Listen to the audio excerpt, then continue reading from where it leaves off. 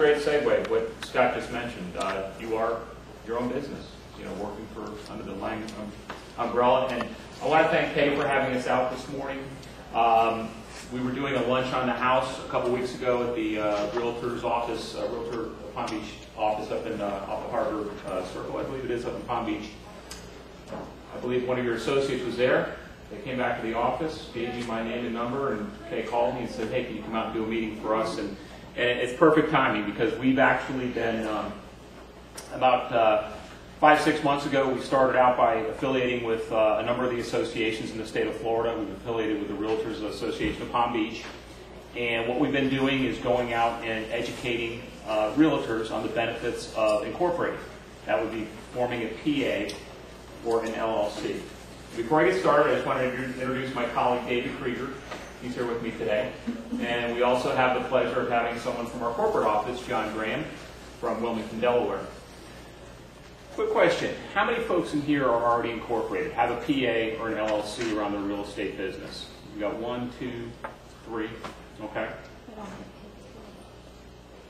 What's that? No, nothing. Okay. What we're going to talk about today is the benefits that they're enjoying by being incorporated. Okay? You folks, just as Scott mentioned, you're a business like any other business, and most businesses incorporate. And we're going to talk to you today about why businesses incorporate, the benefits to you as a realtor, and the process. Make sure this is working. Should I pass this around? Yeah, Dave's going to go ahead and John are going to pass around a sheet. If you can put your name and email and phone number on there, and then make a little comment about what you're looking for and learning about incorporating today, to give us a better idea of what we're talking about to help us in future presentations. And having a little bit of problem here with the slide.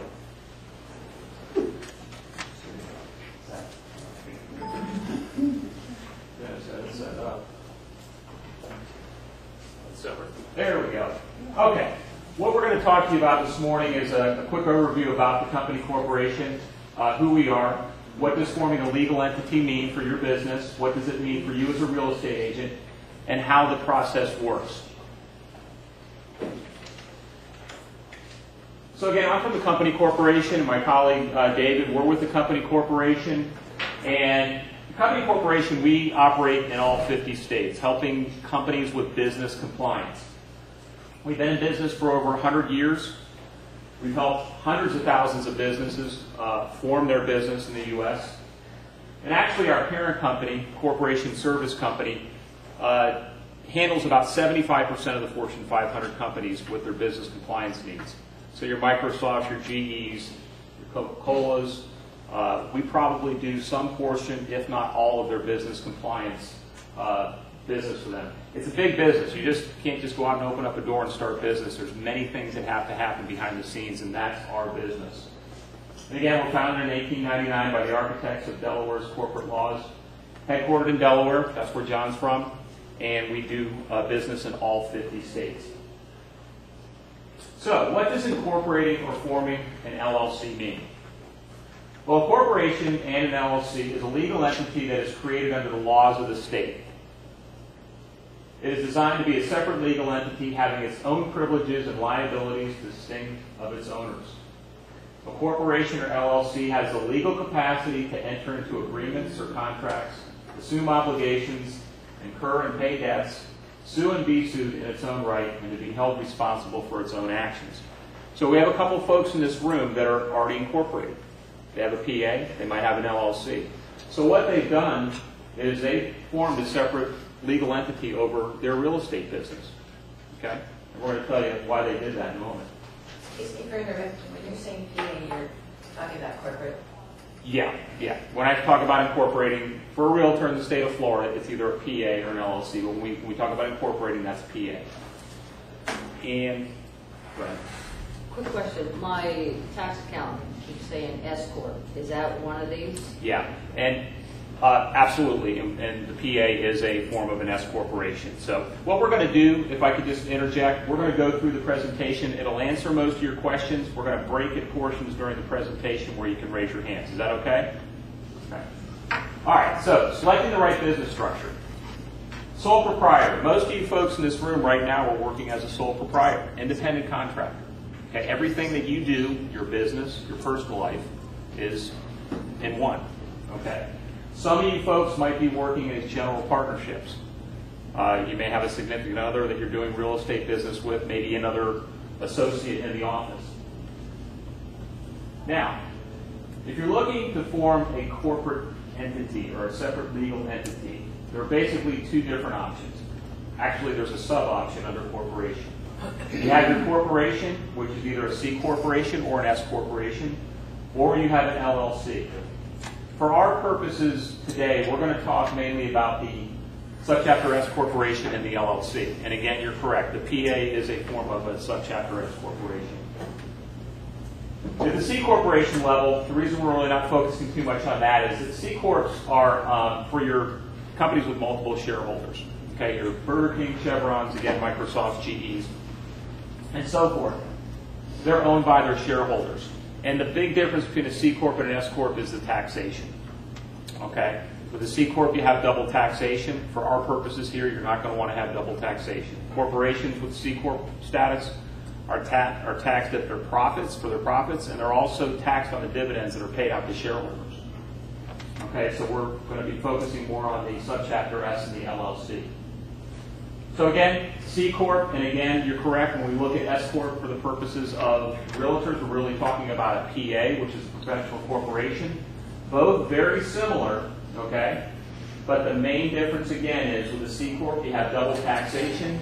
With the S corp PA, you have a pass-through taxation, and you're only taxed on the dividends and income that you receive from your PA. Okay?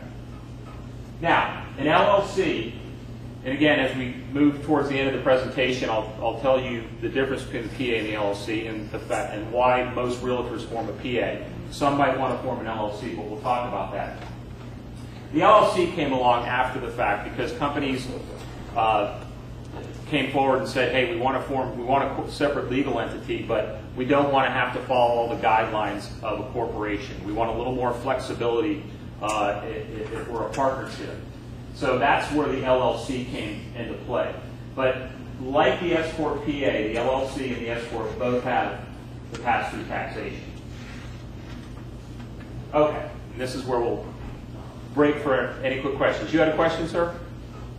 Basically, the difference between a PA and an LLC is the LLC has basically for realtors just appeared in the past year or so. I've never seen everybody was a PA before. Right.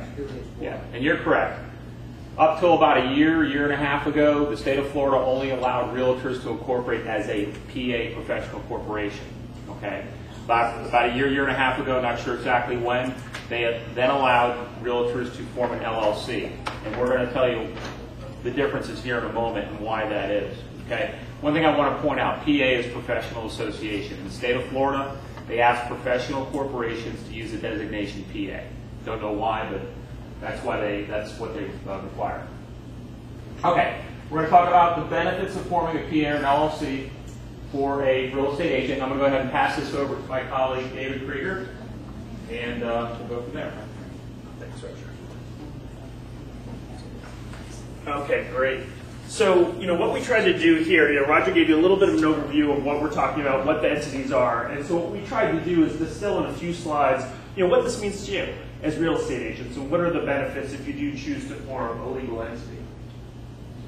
So there are a number of different benefits, but in the interest of time, we've tried to distill them into the four main key benefits that real estate agents enjoy. And that's personal asset protection, tax flexibility, additional credibility, and the fact that you'll have less risk of an audit. And so we'll go into each of these in a little bit of detail. So really with personal asset protection, that's in many ways the number one reason that businesses across the country, real estate agents as well as other businesses, form a legal entity. As Rodger said, right now you're operating your business as a sole proprietor. So you enter into contracts with your name, you sign your name on the contracts as your independent contractor as a sole proprietor, and basically anything that potentially could go wrong in your business comes back to you on your shoulders as a sole proprietor. There's no general legal protection that is formed around your sole proprietorship. What happens is when you form a legal entity, when you form an LLC or a PA, what you're doing is you're forming a new business, forming a legal entity. And everything that you do from that point will be through that legal entity. Every contract that you sign will be with that legal entity name. So my name is David Krieger. If I'm running my real estate business as a sole proprietor, I sign just David Krieger on all my contracts. Once I incorporate and form a PA, I'm David Krieger, PA. And all of my contracts from then on should be signed through that, because what you're doing is you're doing business with your clients through your legal entity. So it's really your legal entity that is doing business with your clients. And so what happens is if anything goes wrong in the day-to-day operations of your business, and they try to go after you in a lawsuit or for monetary things and whatnot, they have to try to go through your PA first, because that's where the contract has been signed. And it's much more difficult for them to go after you personally as the owner of the company and go after your personal assets. So what becomes at risk is more your business assets, what's in your business bank account, things like that, and it's more difficult for them to go after your personal assets. So it creates a nice, what we call, corporate veil around yourself as your business owner and running your business. So, interest of time, we won't go through these, but you're familiar with all the different things that potentially can go wrong in your day-to-day business with being a real estate agent, and potential reasons you could be sued. And these are some of the things that forming a PA can protect you or help protect you from. But one thing also just to think about is going back to Benjamin Franklin. And what he said, I think, is pretty pertinent in this situation. An ounce of prevention is worth a pound of cure. And what we really look at that as meaning in this case is that, for the most part, we're not going to necessarily get sued. Things can go wrong and whatnot. But one thing that a PA will help do is reduce the risk of even being sued. Because what happens is, people will sue for legitimate and non-legitimate reasons. And if they see that somebody has personal assets and things like that, and they think that there might be a grievance, they're not sure if it's correct or not, and they speak with a lawyer, if the reward could potentially be big enough and you have enough personal assets, they might go forward and see if the lawsuit becomes valid. What we've seen is that when you're doing business as a PA, and you're signing all your contracts as a PA, and somebody brings that to an attorney, the attorney realizes that it's going to be much more difficult to actually go after your personal assets. And you're going to be limited to the business assets, which are going to be a lot smaller. And so in some ways, it can potentially reduce the risk even of a lawsuit and prevent you from having to get into those situations in the first place. Okay, so that's personal asset protection. We want to talk a little bit about the tax savings and the things that you can potentially do if you do form a PA. So right now, this is a very simplified example, but just for illustrative purposes, as a sole proprietor, let's say you make $100,000 in a given year. All of that is, salary, money that's paid directly to you, and you have to pay about 15.3% in self-employment taxes off of that $100,000. So that's about $15,000 in self-employment taxes that you're paying in this scenario. Again, this is simplified. We're not taking any deductions or things like that out of this chart. Let's say you're married, so your tax rate is your federal tax rate is about 25%. That's another $25,000 that you're paying to the federal government. So that gives you total taxes of about $40,000 in this scenario. So let's talk about if you have an S corp and some of the things that you could do. With an S corp, you're going to have the flexibility of paying yourself a salary and then also paying yourself dividends, which is profits from your business. So you're going to have to pay yourself a reasonable salary in the eyes of the government. So let's say reasonable salary is about $60,000. The rest of that $100,000 you can now pay as a dividend to yourself as the owner of that company. So it's about $40,000. So now how this plays out is you're going to pay self-employment taxes, but now instead of on the $100,000, you're going to pay it on the $60,000. So lowering your tax rate there from $15,000 to about $9,000, saving about $6,000. On federal taxes, again, it's off of the $60,000 instead of the $100,000. So that's about $15,000 in taxes versus 25, another 10,000. And then the rest of the $40,000 is taxed as a dividend because it's profit, just like you get from stocks and things like that in your own portfolio. So you're taxed at only 15% on the rest of the $40,000. So that brings your total tax bill to about $30,000 from $40,000, a savings of about $10,000. So again, it's a simplified scenario, but it gives you some sense of some of the things that you can work on with your accountant and whatnot if you do have a PA and the types of flexibilities you have that you don't enjoy as a sole proprietor. So as a magnitude, and Roger will go over this, but forming an S corp, some of the discount that we have for letting is about $169, and so a tax savings of about $10,000 right there. You can see the financial ramifications of opening up a legal entity. Okay, so we've talked about personal asset protection and tax savings. Let's talk about two of the other things. A lot of times when people are writing on the sheets, they'll talk about, they're interested in learning about tax savings, they're interested in learning about personal asset protection. This rarely comes up. And actually, I think it's very important. As Scott was saying, you're trying to stand out. You're trying to show how you're different from all the other real estate agents that are out there.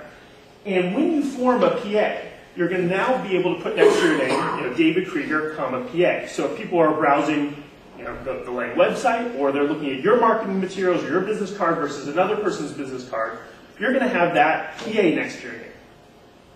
Now, a lot of people who are looking at it don't necessarily know what a PA means, but it's a credential. It sounds like it's something that you've earned, and people say, oh, well, what's the difference? Well, I'm going to go with the person with a PA. And it's kind of interesting. It's actually a great marketing technique and helps you to further stand out from your competition. And one thing that I'd like to mention at this point, a few months ago, I was going around the Intercoastal on one of the tourist tours. I had a friend in town, and we were looking at all the houses that are around the Intercoastal, and a number of them are for sale. And these are amazing houses. And it was really interesting. They always put big signs outside so that the big yachts that are going by can see the houses. And on almost every single one of them, the real estate agent that was listed there had their name, PA. And it just made me think, and it showed that people who are at that level really understand the benefits of the PA, understand how it credentializes themselves to get those types of listings. But almost every single one, without exception, had a PA next to their name. Okay, and the last thing that we'll just review, that's an interesting fact that was reported by the Wall Street Journal, I think about a year ago. They went through IRS statistics, and they looked at the number of audits of a sole proprietor versus number of audits of somebody who was running that same type of business as a corporate entity. And they found that actually you're 10 times less likely to be audited if you have a legal entity that you're running your business under versus a sole proprietor. And because the reason for that is the IRS has different things that set off red flags, and if they see a sole proprietor is taking different types of deductions and things like that, it's more likely to set off a red flag than if a legal entity, a business, is actually taking those same types of deductions. And so it's a nice little byproduct of having a corporate entity that will actually lower your risk significantly of being audited by the IRS. So, in summary, and again, there's a number of different benefits, but we try in the interest of time to distill them. But personal asset protection, tax savings, additional credibility, and less risk of being audited. One thing, we actually recently added this in because we got a lot of questions about it. Besides just incorporating yourself as a PA for your real estate business, but a lot of people have questions about incorporating their own investment properties or their clients' investment properties. And so we wanted to just quickly touch on the reasons why a lot of people do that. Basically, is that me or is there a crow? Basically, a lot of people will, if they bought a rental property and they're renting it out to people, they'll actually form an LLC around that rental property. And the reason is because let's say somebody, is walking through your rental property, they trip, they fall, they break their ankle, something worse, and they want to sue you. If there's an LLC around that property and they sign the contract, with the LLC, it's going to be much harder to go after your personal assets again versus going after just the assets that are in that LLC, which is the house. So they'll be able to go after the value of the house, but it gives a really nice layer of protection. And you'll see, you probably have seen, a lot of, big development companies, they actually will incorporate every single apartment building that they have to try to insulate their risk for this very reason. So something to think about for yourself if you do some investments or for some of your clients. And one side note, though, is that really this is only for cash-based properties. It's very difficult, if not impossible, to get a mortgage for an LLC. So it's something to think about if you're paying cash for your rental properties or your clients are paying cash. All right, I'll pass it back over to Rodger. Okay. You're going to pass those sheets out. A couple of things that I just want to go over before we go about how to form a PA or an LLC. Some of the biggest feedback we received from folks is why they haven't done this before now. And we've come up with two of the most popular responses. One was the cost. And they said that they had gone to their CPA or their attorney to help them form a PA or an LLC. And the attorney or CPA wanted to charge them $500, $600 to do the formation. My wife is a real estate agent, and about 8 years ago before we met, she did her PA through her CPA, and the CPA charged her about $600. And I'm still trying to figure out why. The other thing was, well, we thought we had to get together a tremendous amount of information. And that's actually not the case either. Okay? What we're handing you out right now is a form that we're going to go over of the information that you would need to provide us to form your PA or your LLC. So, and we're also going to go over the cost. So you're going to find that the cost and the information are a lot less than you were possibly aware of. One question. You noted that the PA protects your, or whatever LLC protects your personal assets. Let's say you have financial personal difficulties. Is that way to also protect your personal assets as you rebuild? If you have foreclosure or a short sale, and the bank starts to come after you down the road, if you have your assets in your LLC instead of personally, does that sort of protect you? Again, we're not attorneys, and we wouldn't be able to give you advice on that. Just out of an opinion, maybe. Okay. Don't take it to the bank. That if when all the situation was happening, if it was not already under the LLC and you put an LLC after the fact. No. Yeah, So. Well, I'm saying if your income is in an LLC instead of personally, and they're trying to collect a past debt for like a foreclosure. Right. Right, and this is something really to consult an attorney with, because this is a very complex. But there's actually been some recent rulings, I think, on some of that, where a single member LLC would be actually much more difficult to do those types of things versus a multi-member LLC. And so something you might want to consider. Actually, a corporate entity can help with those types of things, but again, we're not. That's something you really should talk to an attorney about. Yeah. What's the difference? You could have Inc. after the name instead of PA or... Okay. That's my next point I'm going to make before we go through this. I'm going to tell you that in the state of Florida, you can only form as a real estate agent. If you're being paid by a broker, all right, you can only form a PA or an LLC. Okay. You cannot, as a real estate agent, do an Inc., a C Corp, S Corp. You can do a PA, which is a form of an S Corp. Okay, but you can't put Inc. at the end of your name. Okay, I have had some realtors that did form an S Corp, and we were able. There is a way we can change it to a PA if anybody's done that. Okay, it can be done. So you can change from an Inc. to a PA. Yeah, there is a way to do it. So if you've done that, I can talk to you after the meeting. Go ahead. Sorry. I have formed an Inc.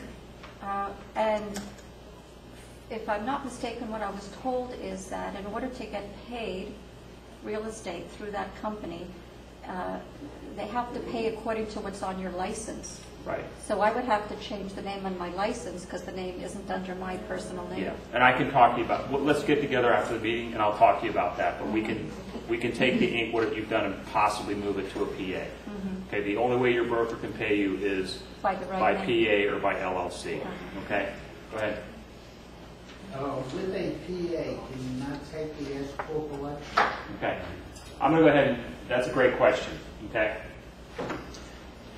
So, and he's got a question there, but it's going to be encumbered with what I'm going to say right now. Most agents form a PA. About 90% of folks that we help form are forming a PA. Okay, why? And there are two simple reasons, okay? One is agents like the professional designation of PA over LLC. As David mentioned, doctors, lawyers use the designation PA. We found that most people don't even know what PA means, but they do know that it means professional. Okay? The other reason, another simple reason, is filing in the state of Florida is a little bit less to do a PA. So if you're specifically forming your legal entity just around your real estate services, most of the realtors like to do a PA. Okay? Now, why would a real estate agent form an LLC? And the state has just started to allow, about a year and a half ago, you to form an LLC. I have realtors come up to me and they say, well, I want to still be paid by my broker, but I also have another business on the side. I have an internet marketing company, or I'm a consultant, or I do something else. Okay? In that case, you could not form the PA. You would have to form an LLC. You know, first, last name, LLC, to be paid for by your broker, but then you could also run your other business up through that LLC. Okay? That's the only reason why some agents are forming an LLC. But again, most form as a PA. They like the professional designation. The filing fees are a little bit less. Okay? Now, back to the LLC real quick. I have had a lot of agents form a PA for the real estate business, but they have another business on the side. They've gone ahead and just did a separate legal entity for their other business. It's an LLC. Okay? Quickly, your question was S-Corp designation for a PA? Yes. Yeah. What we do is, for your professional corporation, and I'm going to go through this in a moment, when we form your PA, we also send you what's called a 2553 document from the IRS. And it's a simple form to fill out. You fill that out and send it into the IRS, and they view your entity as an S corporation for pass-through taxation. Okay? All right, how to form a PA or an LLC. David and John passed the forms out. We're going to go through this and just show you how easy this process is. Okay, choose a business name. In the state of Florida, as a realtor, you have to use your first and last name or some variation of that. So it would be Jane Smith, PA. If for some odd reason you have a very common name and that's already taken in the state, we would add a middle initial, Jane A. Smith, PA.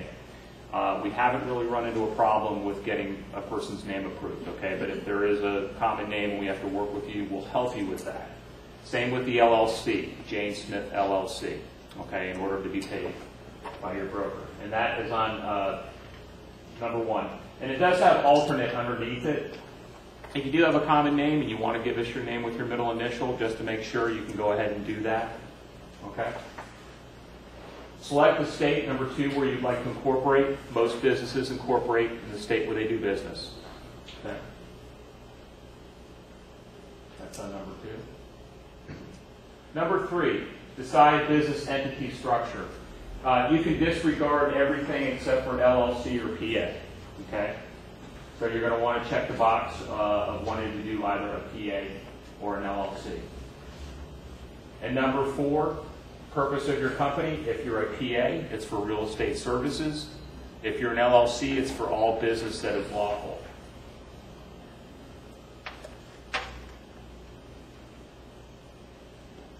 Okay, number five and number six. Number five is going to apply if you're forming an LLC. Number six will apply if you're forming a PA. Okay. Number five is basically 5A and 5B. Very simple. On A, you're going to want to check the first box. One or more owners of the LLC will run the company. 5B, you're going to want to check the first box. I plan to keep my LLC in business indefinitely, perpetual. Very few companies would mark the second box. Even if you did know the date, or even if you don't know the date, it's easy to dissolve in the future if you ever dissolve your entity. Okay? Number six, determine number. This is for PAs, okay? This is really more for companies that are selling shares of stock, but we do have to answer this question because a PA is a professional corporation. Real simple here. 6A, you're going to mark yes, and 6B, you're going to mark yes, okay? We do this so we don't trigger any additional tax consequences. This is really for your larger companies that are selling shares. They know the shares are going to be outstanding, the par value of the shares. So we want to stick to 6A, yes, 6B, yes. Okay. Number 7, this is really, identify at least one key executive. It's really just you. You're going to put your name down and your address. We've got a lot of questions from agents, what address do I put? Most of the agents put their home address. Okay. Some put the office, but I'm not sure what the reason is. Maybe because maybe down the road they think they may be changing brokerages. I don't know. But at least having their home address, they don't have to make an address change with the state. Okay. Phone number and email. Okay, number 8, provide the address of the bid. This is really, most folks are going to put same under A, B, and C. Okay. Some folks sometimes have a P.O. box where they like to get their mail. If you have a separate P.O. box, but most people are putting same across here.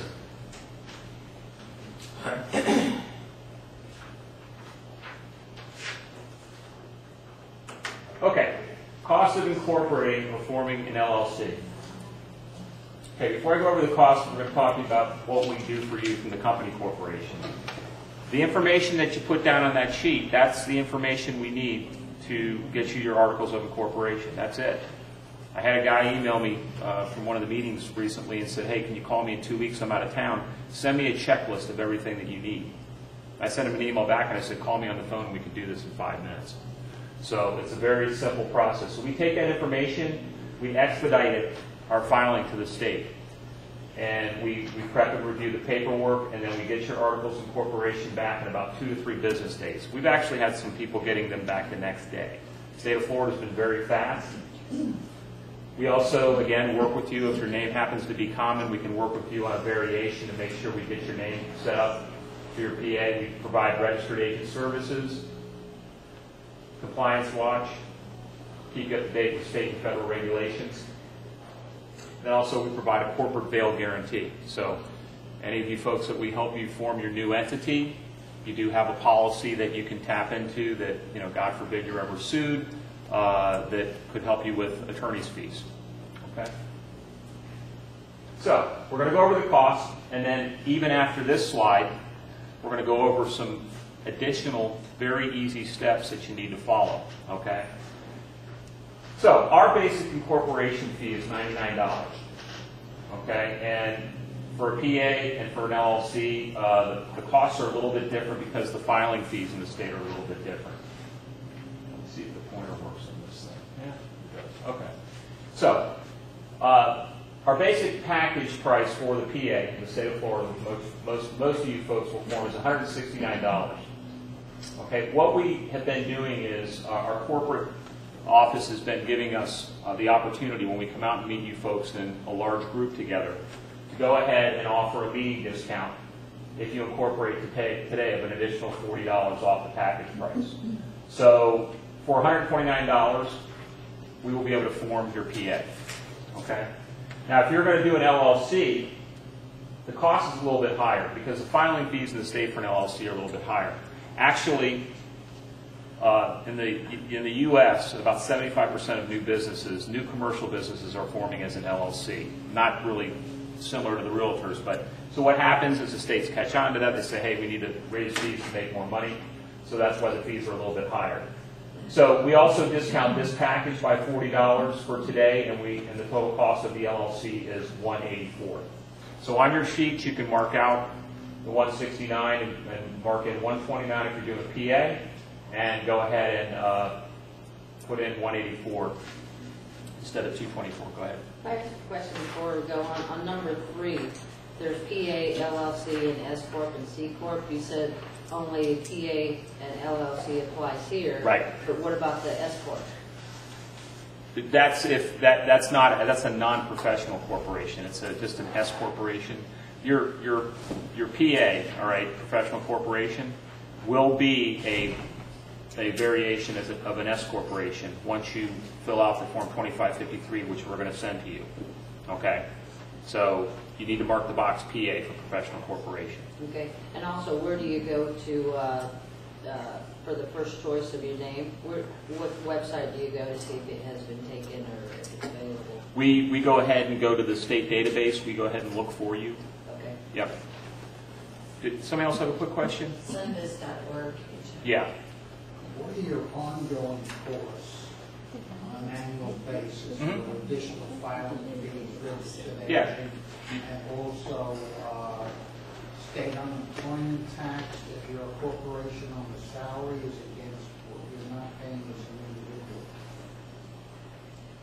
Did you hear the question on the state unemployment tax? Sorry, can you repeat that one more time? Ongoing costs. Mm-hmm. Registered agent on an annual basis, any corporate filing taxes on an annual basis, and if you're taking a salary, I believe you're subject to unemployment tax in the state of Florida on that salary. So, As against just Social Security on, if you're filing individual proprietorships. So a few things. So for the ongoing cost with the state, for a PA, it's $150. You file an annual report each year. And basically, if you do it this year, you don't have to file your annual report till next year, till May of 2013. So it's $150 for, and basically we help you to fill that out. They'll also send you an email each year, and it's it's not a big process. You just sort of check a few boxes, tell them if your address has changed and things like that, and you can submit that on a credit card. I just want to point something out. We're going to tell you folks about something very important that folks have been missing here in a second. So anybody that's getting up, I know we're running a little long, but I got something real important up here that you're going to want to see. So. Do you have a couple more of those forms? You didn't get them. So the second part, if you do continue with us as your registered agent, and you can designate yourself as a registered agent after, we do it for 6 months for a year, it's $238. So if you continue with us. And then as far as the unemployment taxes, I'm not sure about that. Thanks very much. Yeah. Let's see what this said. 138. The costs, your annual costs are minimal with the amount of money that you're going to save by incorporating. I mean, it's minimal. It's a small percentage. Okay. So, go ahead. Cost for the LLC. What's that? 137. Yeah. So I'm going to go over next to really highlight these steps. And this is part of our service. Okay. And there's one of these steps. Okay. And I just want to, before I get to it, that we have actually, and this is part of our service, we help folks get this all set up. We have run into so many realtors that they miss one of these steps, and we've actually had to dissolve and reform their entity. Okay, but I'll talk about that in a second. So, next steps. We take your information, you receive your articles of incorporation. Okay? And then we highly recommend that you go and get a separate tax ID number or EIN number. All right?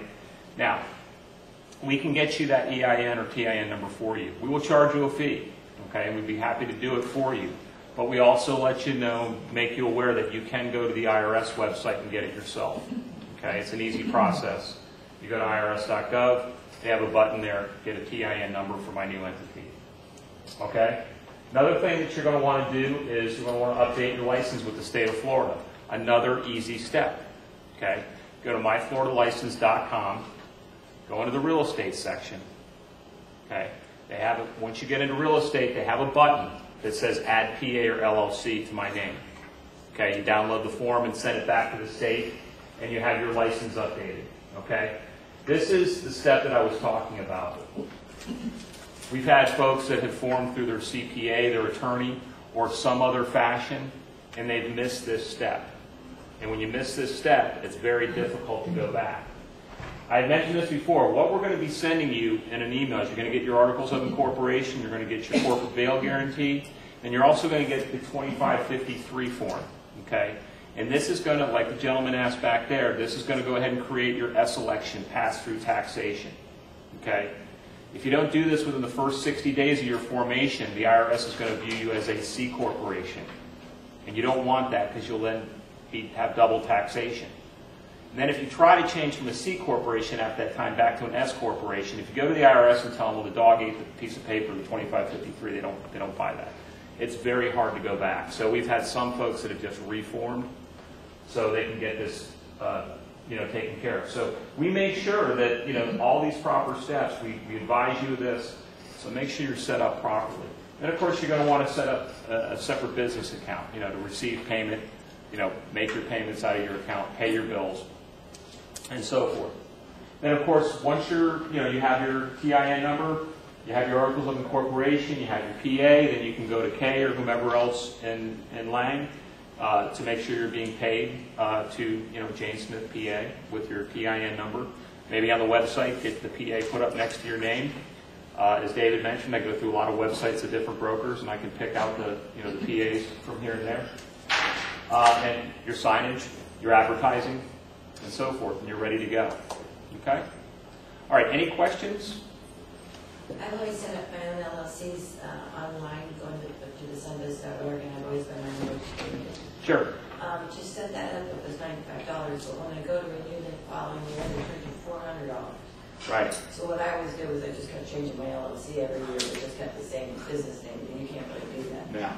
Well, how come, then, if we have to do an LLC, because I do sales and then I also do free refurbishments for property, so I have to keep a separate LLC for the refurbishment, but then I have to do the PA or an S corp for running my real estate commissions through the agent. Okay. Okay, so on the renewal for the LLC, you said the charge for that was what, $138.75, somewhere there. Okay, so there's a discrepancy between what's on the I can check. Well, that's actually, I think, because you filed late. The $400 charge is a late fee. So if you miss the filing date, it's $400, which is one of the things we help our clients with is to make sure that they're not filing. Yeah, part of our very reasonable for annual reports. I mean, in California, to give you a sense, it's $800 a year without a late fee.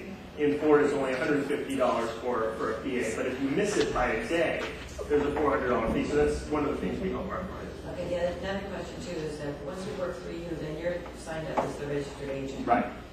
Okay, what happens if we don't want to use your services? Okay, here's what happens. Now you've got our name and Yeah, corporation. yeah. Here's what happens.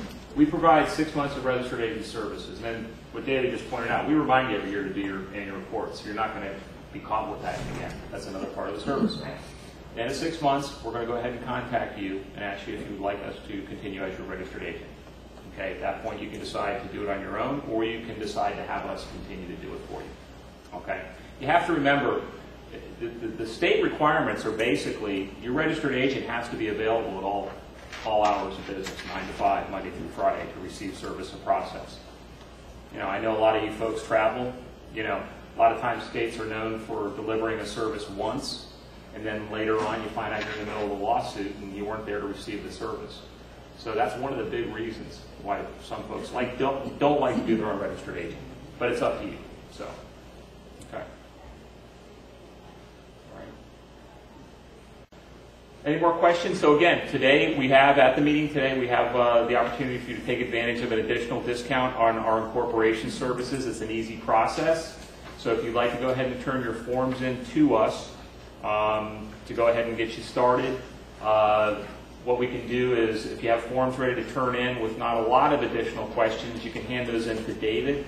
And then how about over here, if you've got some lengthier questions, you can come up and see me. Okay? So, and thank you very much.